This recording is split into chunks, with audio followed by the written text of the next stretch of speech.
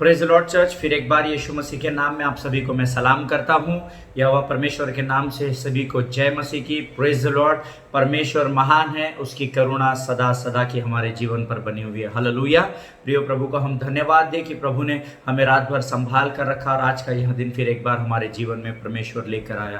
आमीन। मैं आप सबों के लिए लगातार प्रार्थना कर रहा हूँ और विश्वास कर रहा हूँ परमेश्वर आपके जीवन में कार्य कर रहा है। आमीन। आइए प्रियो, आज फिर एक बार हम अपने विषय की ओर जाएंगे और अय्यूब के विषय में हम पिछले कई दिनों से सीख रहे हैं और आज वापस एक बार हम उन वचनों में आगे बढ़ेंगे। उससे पहले हम अपने आप को परमेश्वर को समर्पित करेंगे। आमीन। आइए हम दुआ करेंगे। खुदावन प्रभु यीशु नासरी के नाम से सुंदर और पवित्र दिन के लिए धन्यवाद देते हैं राजा। तू महान और जीवित परमेश्वर है, तेरी स्तुति और प्रशंसा करते हैं प्रभु जी। आने वाले वचनों को तेरे हाथों में सौंपते हैं। हम अपने शरीर, प्राण, आत्मा और बुद्धि को भी तुझे समर्पित करते हैं राजा। आगे की संपूर्ण बातों को तेरे हाथों में सौंपते हुए इस विनती को धन्यवाद के साथ यीशु नासरी के नाम से मांगते हैं, सुन और कबूल कर। आमीन। हालेलुया। सो प्रियो, हमने कुछ बातों को पिछले दिनों में देखा। मैंने आप लोगों को एक मराठी में एक बात बताई थी कि भीती तुम्हाला परमेश्वरापासून दूर घेऊन जाते, पण प्रीति तुम्हाला देवाजवळ वापस घेऊन येते। हालेलुया। जो आपके अंदर का डर होता है, जो शैतान हमारे जीवन में डालने का प्रयत्न करता है, जब वो डर हमारे ऊपर आता है तो क्या होता है, हम परमेश्वर से दूर होते चले जाते हैं। पर उस डर से परमेश्वर का प्रेम महान है। आमीन। डर तो कुछ भी नहीं है, परंतु प्रभु का प्रेम अद्भुत है प्रियो। और जब आप उस प्रेम को प्राप्त कर लेते हैं तो अपने आप डर आपसे दूर चला जाता है। हालेलुया। सो हमने कल सीखा था कि कैसे अय्यूब के जीवन में डर आ गया था और कैसे उसको लगता था मेरे बेटे बेटियां पाप करते होंगे और वो होम बलि देता रहा, और कई बातों को हमने कल सीखा। आज हम उससे आगे के वचनों में जाएंगे प्रियो। और मैं चाहता हूं फिर एक बार हम अय्यूब की पुस्तक खोले। मेरा विश्वास है आपका पवित्र शास्त्र, आपके पेन पेंसिल नोटबुक्स आप लेकर बैठे हुए हैं और मैं चाहता हूं कि हम लोग फिर एक बार अय्यूब की पुस्तक में जाए।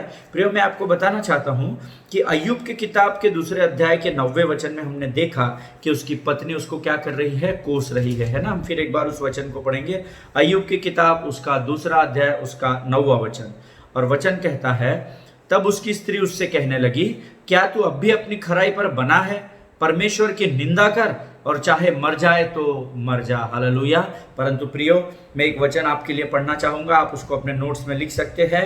पहला कुरिन्थियों उसका 7वां अध्याय उसका 4था वचन हम निकालेंगे।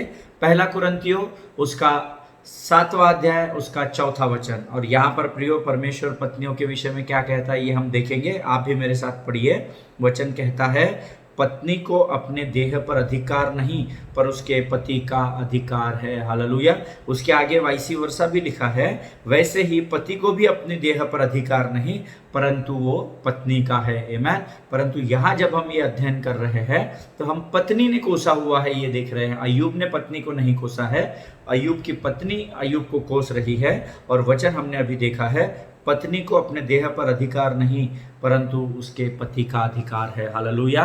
जिस मुख से वो बोल रही थी, वचन हमको सिखाता है कि आपके देह पर आपके पति का अधिकार है, पत्नी की देह पर। आमीन। सो प्रियो, यह अधिकार अय्यूब के पास था, परंतु देखो जब शैतान आपको बरगलाता है तो हम अपने बुद्धि से बाहर हो जाते हैं और हम अपने आपे से बाहर होकर हमको खुद को पता नहीं होता है कि हम क्या बोल रहे होते हैं। आमीन।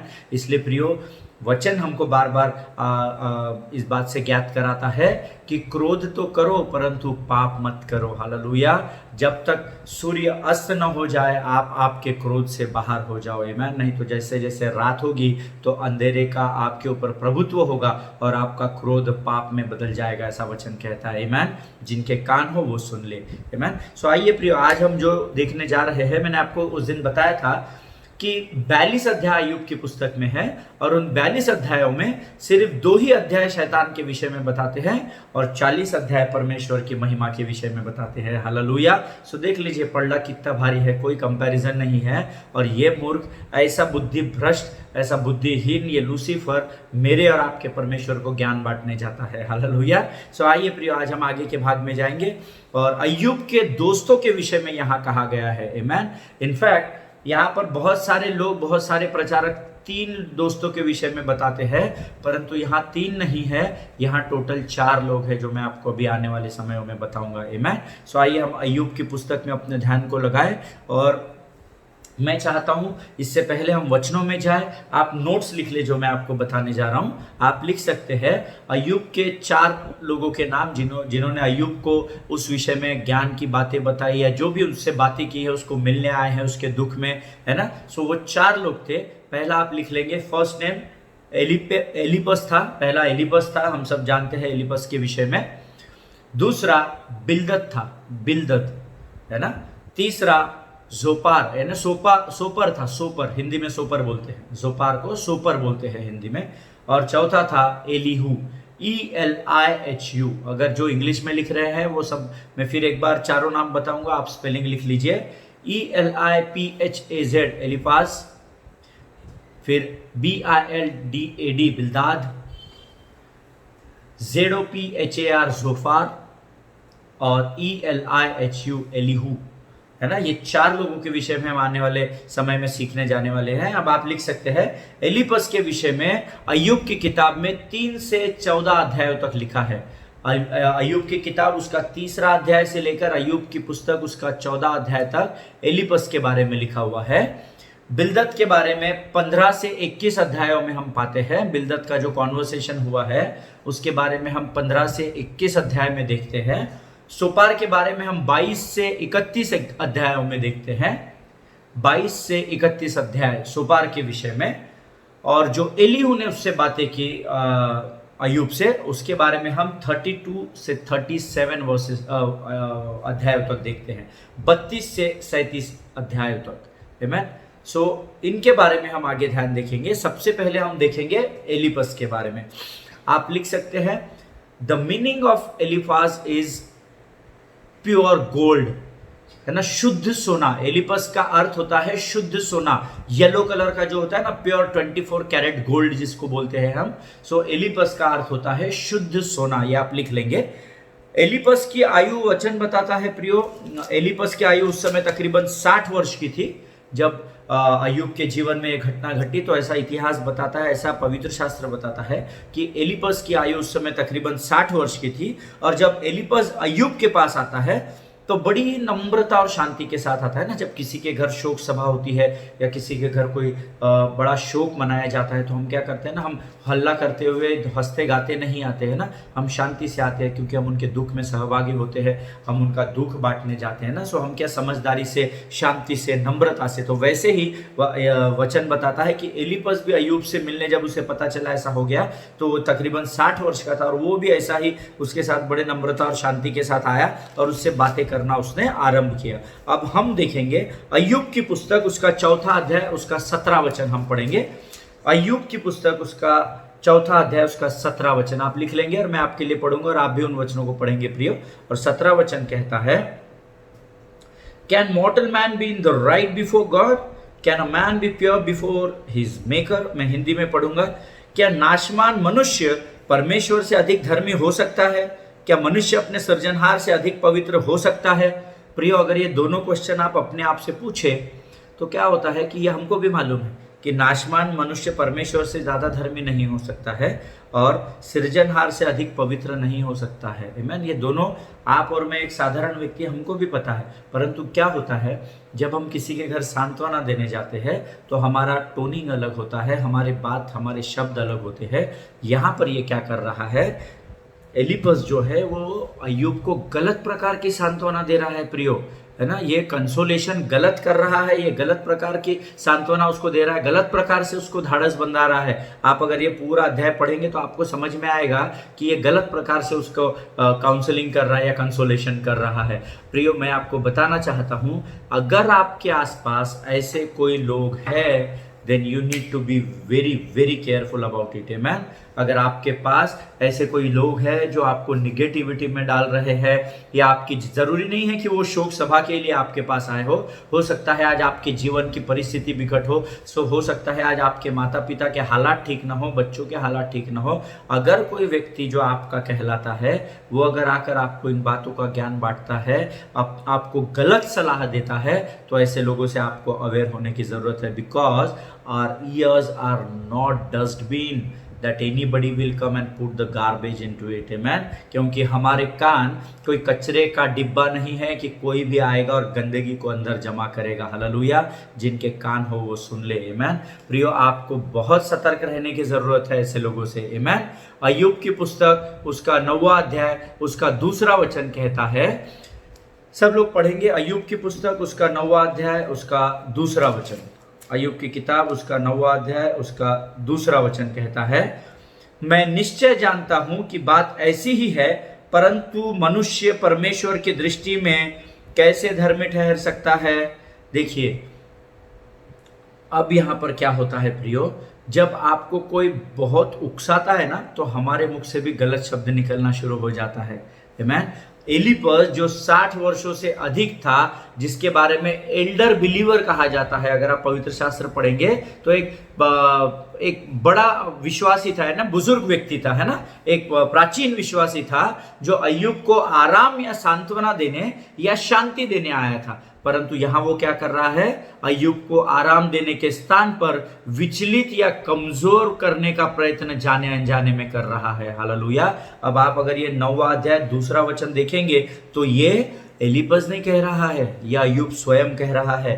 पहला वचन देखिए, अय्यूब की पुस्तक उसका 9वां अध्याय उसका पहला वचन, तब अय्यूब ने कहा। अब यहाँ एलीपज नहीं कह रहा है, आमेन। एलीपज पहले कह रहा था, जो वचन मैंने आपको पहला बताया, जो हमने लिखा अय्यूब की पुस्तक 4वां अध्याय उसका 17 वचन, वहां एलीपज इसको कह रहा है। पर वो बातें सुन सुनकर देखो अय्यूब स्वयं क्या कहने लग गया, मैं निश्चय जानता हूं कि बात ऐसी ही है, परंतु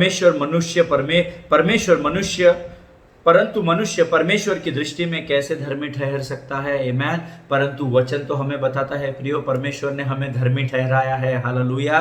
प्रियो, ये पुराना नियम है, आमेन।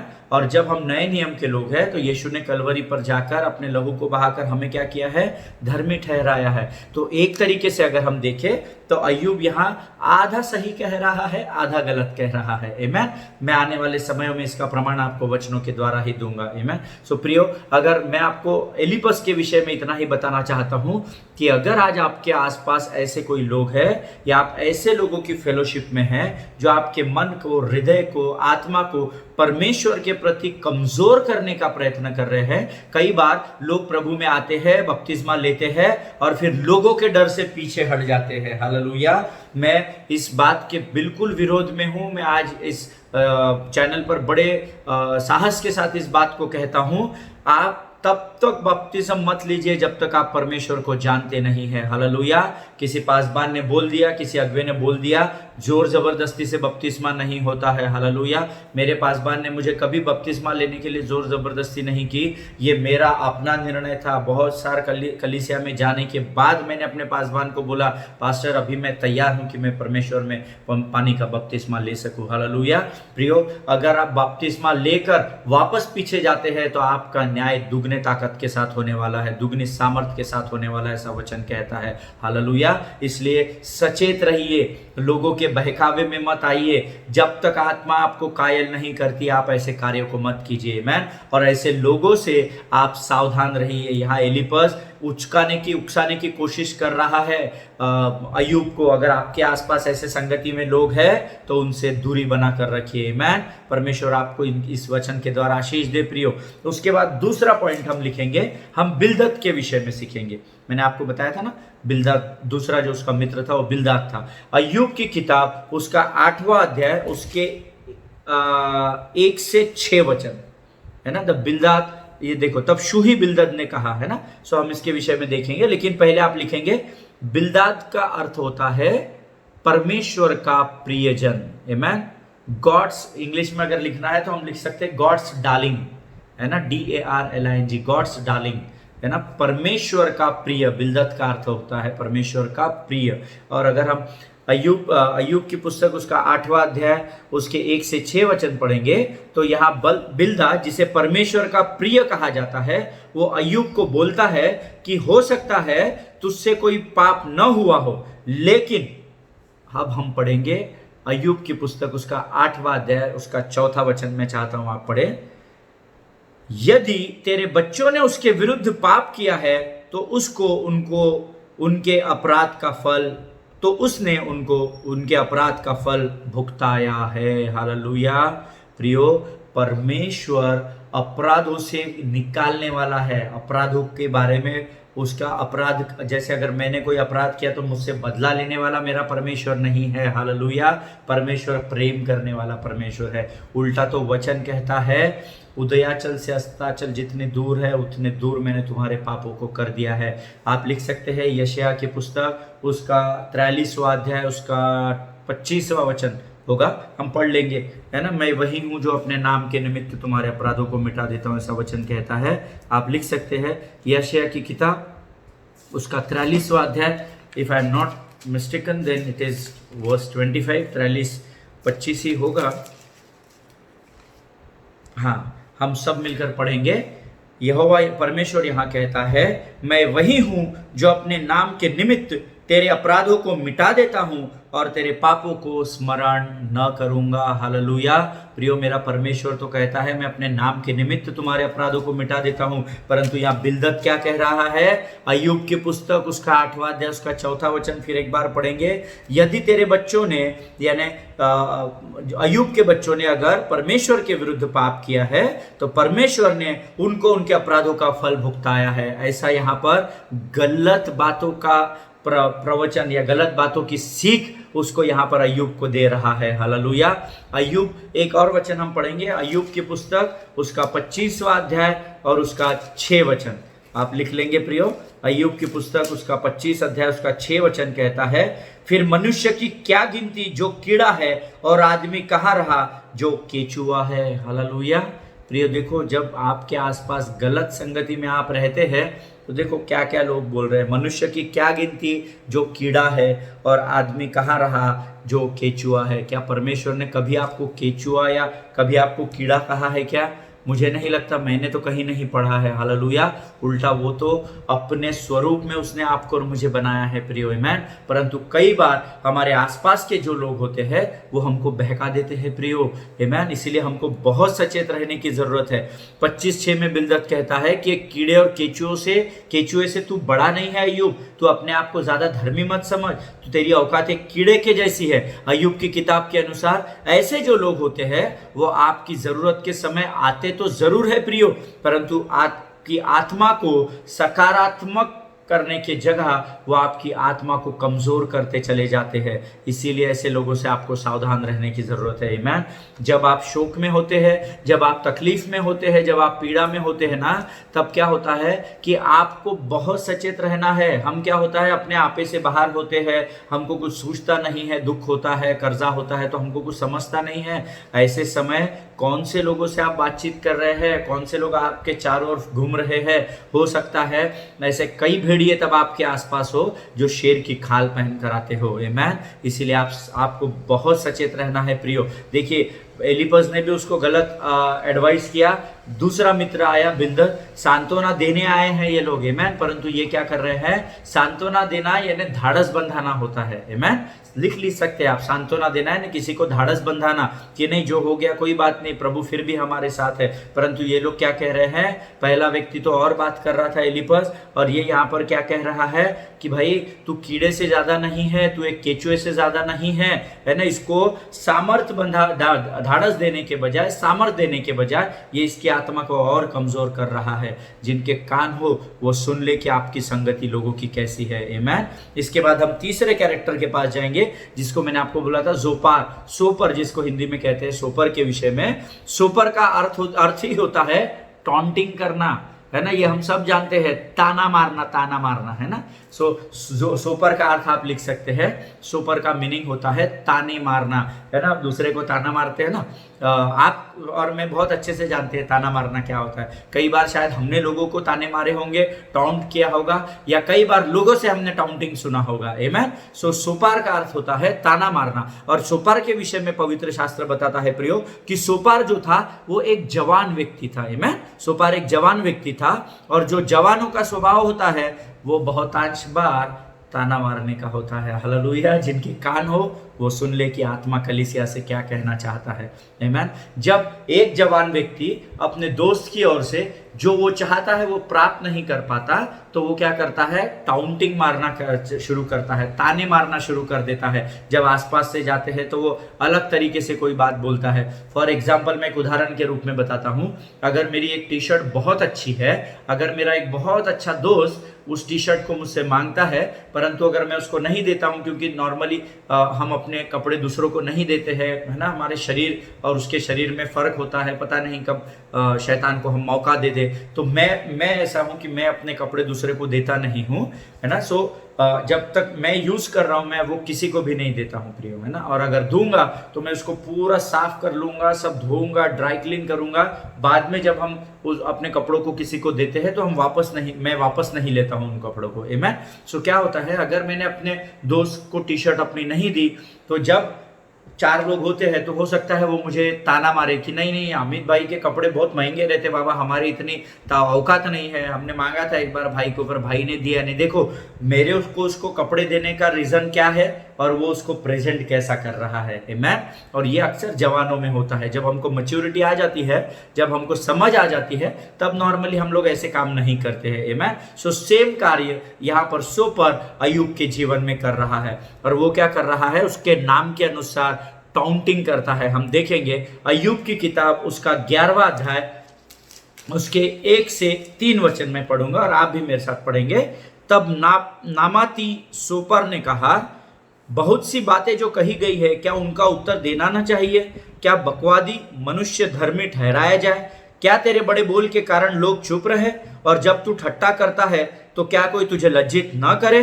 तू तो यूं कहता है। ये आगे फिर बहुत सारे वचन लिखे हुए हैं ना, ये बहुत सुंदर है, आप इसका अध्ययन जरूर कीजिएगा प्रियो ना। बहुत सुंदर पुस्तक है, आप इसका अध्ययन जरूर से कीजिएगा। और अगर आप 1 से 3 वचन पढ़ेंगे तो इसमें वो क्या कहता है, क्या लोग बहुत सी बातें जो तेरे विषय में कही गई है तुझे उत्तर नहीं देना चाहिए, है ना। जब हमारे तकलीफ होती है, जब हमारा समय खराब होता है, तो बहुत से लोग बहुत सी बातें हमारे विषय में कहते हैं, है ना, जो नहीं है उसको भी जोड़ देते हैं। परंतु यहाँ पर सुपर उसको क्या उकसा रहा है, क्या तुझे उन सबों का जवाब नहीं देना चाहिए? परमेश्वर का वचन कहता है शांत रहे और परख कर देख कि यहोवा कैसा भला परमेश्वर है। हालेलुया।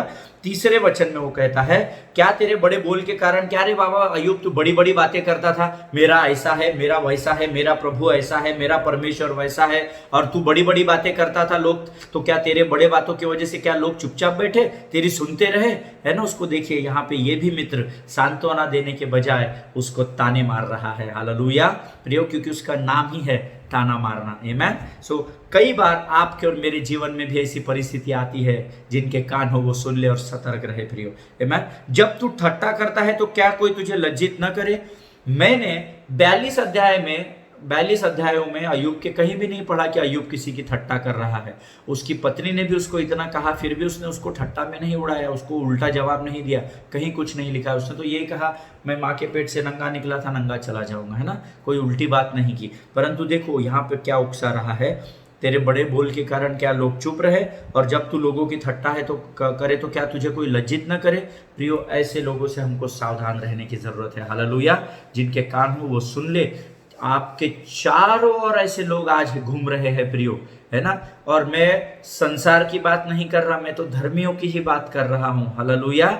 अगर आपका बच्चा बीमार हो जाता है, अगर आपके माता पिता कभी बीमार पड़ते हैं, अगर मुझे याद है हमारे शहर में, मेरे शहर में एक बच्ची है, हमारी बेटी जैसी है, और एक समय में उसके हालात बहुत खराब थे और डॉक्टर ने उसको ऑलमोस्ट डेड डिक्लेयर कर दिया था कि ये मर चुकी है।